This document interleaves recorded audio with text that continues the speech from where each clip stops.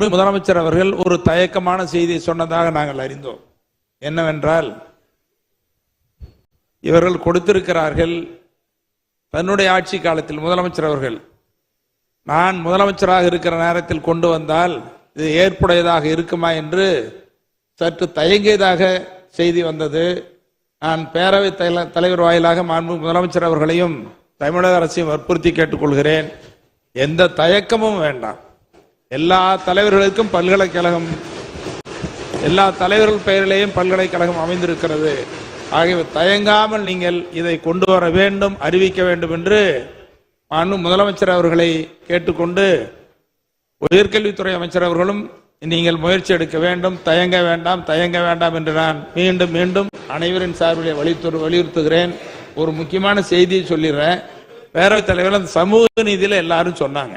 நான் சொல்ல நினைச்சேன், அதிகமா பேசுறேன்னு நினைச்சிருந்தேன், கொஞ்சம் அடக்கத்தோட இப்ப கூட சொல்றேன். சமூக நீதியில் இருக்கிற குளறுபடிகளை களைவதற்கு சட்டமன்ற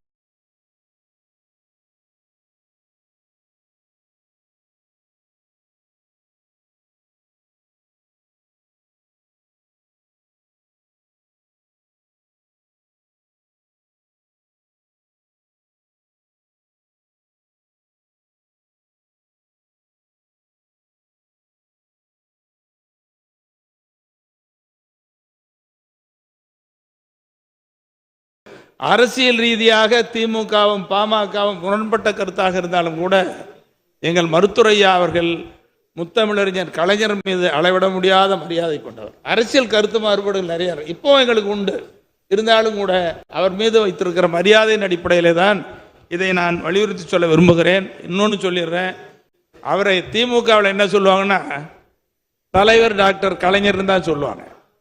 அப்புறம் மூதறிஞர்னு சொன்னாங்க. அப்புறம் நான் கலைஞர்கிட்ட ரொம்ப அடக்கமா போய், தலைவர் அவர்களே, உங்க பேர் எல்லாம் இயல் இசை நாடகம் எல்லாத்திலையும் பங்கு வச்சிருக்கிறேன், முத்தமிழ் சொல்லாம அப்படின்னு சொன்னேன். இது சரியா இருக்குமா மணி, எல்லாம் தப்பா நினைப்பாங்களா, உங்க டாக்டர் அறிக்கை கொடுப்பாருன்னாரு. ஒன்னும் இல்லை, நீங்க வைக்கலான்னு. ஆக முத்தமிழறிஞர் என்ற அந்த பெயரை கூட இந்த அடியேன் சாமானியன் தான் சொன்னார், அதை ஏற்றுக்கொண்டார். நீங்க மூதறிஞர் சொல்லாதீங்க, டாக்டர்னு சொல்லாதீங்க, முத்தமிழர் சொல்றேன் என்ற அந்த வேண்டுகோளையும் வைத்தவன் இந்த சாமானியன் என்பதை சொல்லி, முதலமைச்சர் கலைஞர் அவர்கள், முதலமைச்சர் மாண்புமிகு தளபதி அவர்களே, நீங்கள் தயங்காதீர்கள், கட்டாயம் இந்த பெயரை சூட்ட வேண்டும் என்று அன்போடு கேட்டவர்கள்.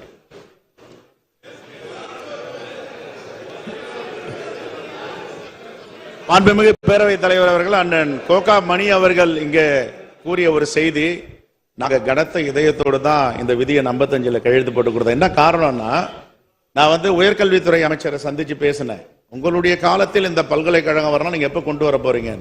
அப்ப நான் மாண்புமிகு முதலமைச்சர்கிட்ட கேட்டேன், அவர் மறுதளித்துட்டார், வாய்ப்பு இல்லைன்னு சொல்லிட்டாரு என்கிட்ட. அதுக்கப்புறம் மாண்புமிகு துணை முதலமைச்சர்கிட்ட போய் கேட்டேன், நீங்க இதெல்லாம் முதலமைச்சர்கிட்ட தான் பேசணும், நான் சொன்னா ஒத்துக்கு வரான்னு தெரியலன்னாரு.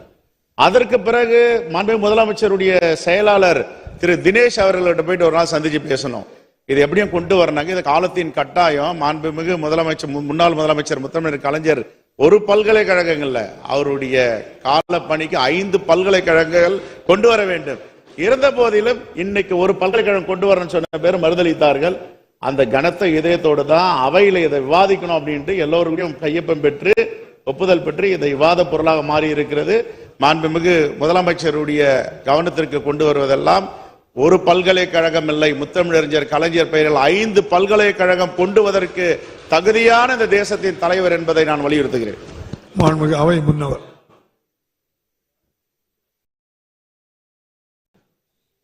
பேரவைத் தலைவர் அவர்களே,